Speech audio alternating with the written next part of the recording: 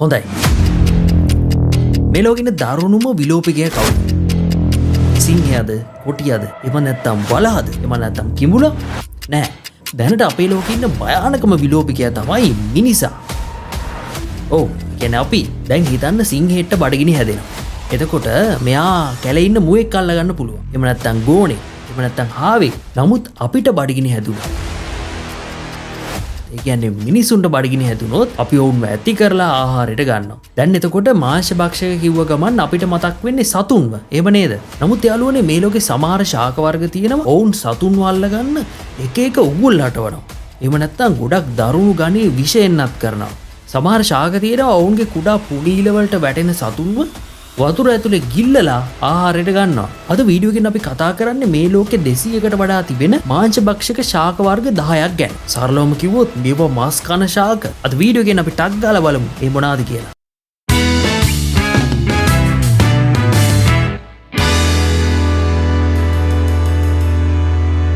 ඔයා මේ දකින්නේ ට්‍රොපිකල් පිචර් කියන ශාකය.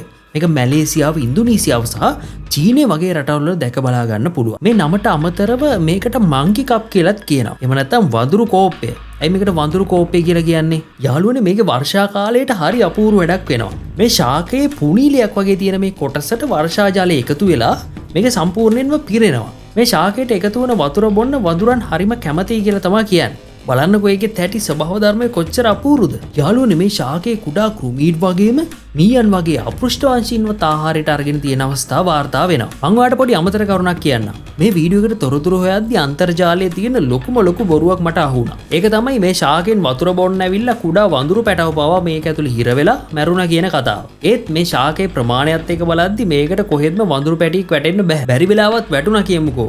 ඒත් අලුත උපන් වඳුරු පැටියෙක්ට පවා මේ ශාකයෙන් ගැලවිලා බේරිලා ඉන්න පුළුවන් ශක්තිය තියෙනවා. දැන් යාළුවනේ මේ වගේ මාංශ භක්ෂක හැම ශාකයකම වගේ සතුන්ව ආකර්ෂණය කරගන්න පොඩි උපක්‍රමයක් පාවිච්චි කරනවා. මේ ශාකයේ තියෙන උපක්‍රමය තමයි මේකේ පැණි රස ද්‍රාවණයක් තියෙනවා. දැන් කවුරු හරි පොඩි කෘමියෙක් හරි සතෙක් හරි මේක ගාවින් යනවා නම් මේකේ තියෙන පැණි රස සුවඳ ඈතටම දැනෙනවා. ඔන්න දැන් මේකේ තියෙන සුවඳට සතුන් මේක ගාවට ලං වෙලා අර පුණීලේ ඇතුලේ තියෙන පැණි රස ද්‍රාවණය ආහාරයට ගන්න තමයි ලෑස්ති වෙන්නේ. හැබැයි මේ පැණි එක සත්තු ආහාරයට ගන්න කම්ම Taman අහුුනේ උගුලකට කියලා එයාලා දන්නේ නැහැ. මේ ශාකයේ බිත්තිවල තියෙනවා යාළුවනේ සෙවල ද්‍රාවණයක්. මේ සෙවල ගතිය නිසා මේකට වැටුණ කිසිම සතෙක්ට පහසුවෙන් එළියට එන්න බෑ. ඒ විදිහට සමහර කෘමීන් මීයෝ පවා මේක ඇතුළට වැටිලා ඔවුන් මේ බිත්ති දිගේ කොච්චර නගින්න උත්සාහ කරත් උන්ට කවදාවත් උඩට එන්න හම්බෙන්නේ නැහැ. සමහර වෙලාවට මේ මීයොන්ව අල්ලගන්න එනවා සර්පයෝ. ඉතින් ඒ සර්පයන්ටත් වෙන්නේ ඒ දේම තමයි. වර්ෂා කාලෙට දවස් කිහිපයක් දුක් විඳලා මේ සත්තු මේ බඳුන ඇතුළෙම සදාහටම තමන්ගේ ජීවිතය අතහැරලා යනවා. ඉතින් ඔන්න ඔය විදිහට තමයි මේ මංකි කප් කියන ශාකය තමන්ගේ පෝෂණ අවශ්‍යතා සපුරා ගන්න.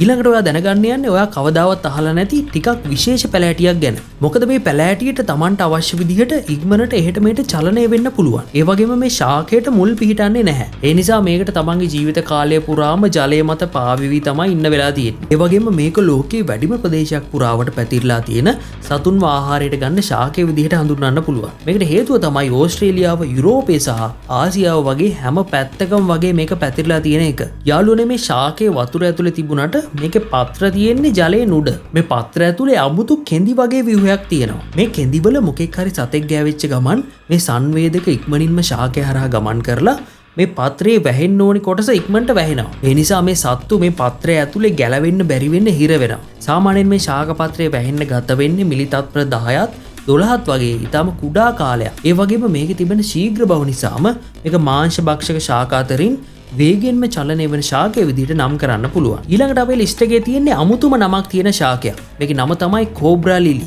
බැලුමටම මේ ශාකයේ පෙනුමත් නායක වගේ නේද? පසේ පෝෂක පදාර්ථ ඊටම අඩුවෙන් තියෙන ප්‍රදේශවල තමයි මේ ශාකයේ බහුලවම වර්ධනය වෙන්නේ. ඒකෙන් අදහස් වෙන්නේ මොකක්ද? මේ ශාකයේ කෘමීන්ගෙන් හරි වෙනත් ක්‍රමයකින් හරි පෝෂක පදාර්ථ ලබා ගන්න ඕනි කියන එක.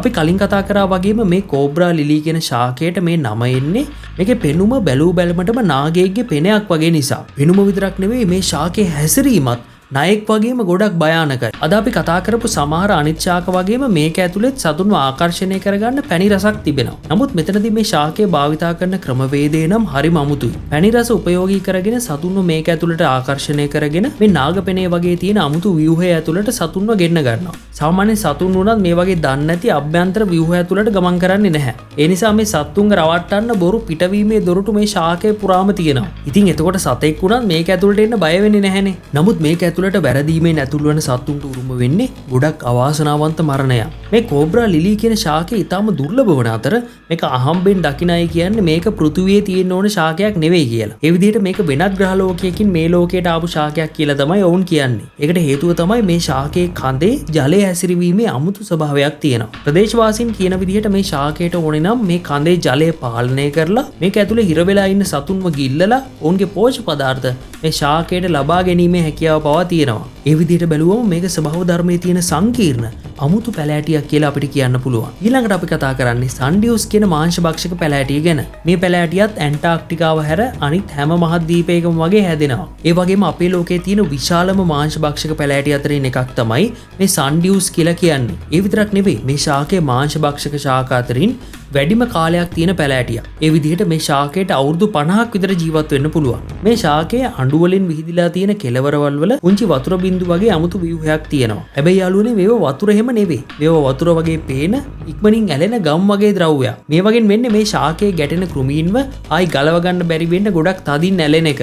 සතුන්ව ආකර්ෂණය කරගන්න පුළුවන් විදිහේ ගොඩක් තියුණු සුවඳක් මේ අඬු වලින්ම නිකුත් කරනවා. සතුන්ව මේක ඇලුනට පස්සේ ඔවුන් දඟලලාම හරි එහෙම නැත්නම් මේ අඬුව රෝල් වෙනකොට ඔවුන් මේක ඇතුලේ හිර වෙලා මරණයට පත් වෙන එක තමයි වෙන්නේ. සාමාන්‍යයෙන් මේ සම්පූර්ණ ක්‍රියාවලියම විනාඩි 15ක් වගේ වෙනකොට සිදු වෙලා ඉවරයි. ඊට පස්සේ මේ ශාකයේ විසින්ම සතුන්ව ජීර්ණය කරන්න පුළුවන් එන්සයිම දාලා මේ ශාකය ඇතුළෙම සතාව ජීර්ණය කරලා දානවා. ඉක්මනින්ම මේ සතුන්ව අල්ලගන්න ඕන නිසා මේ අඬුවල ගොඩක් තියුණු සංවේදක තමයි පිහිටලා තියෙන්නේ. එහෙම බැලුවම සෝබාදාමත් හරි භයානක ක්‍රමවලට තමයි මේ ශාකවලට ආහාර හොයාගන්න ක්‍රම දීලා තියෙන්නේ. හොඳයි, අද වීඩියෝ එකෙන් අපි කතා කරේ මේ ලෝකේ තියෙන වෙනස්ම ශාක වර්ග කීපයක් ගැන. අද අපි කතා කරපු ශාක අතරින් ඔයා දැකලා වැඩිපුරම පුදුම වුණේ මොන ශාකයද? ඔයාගේ අදහස් අනිවාර්යෙන්ම පහලින් කමෙන්ට් කරන්න.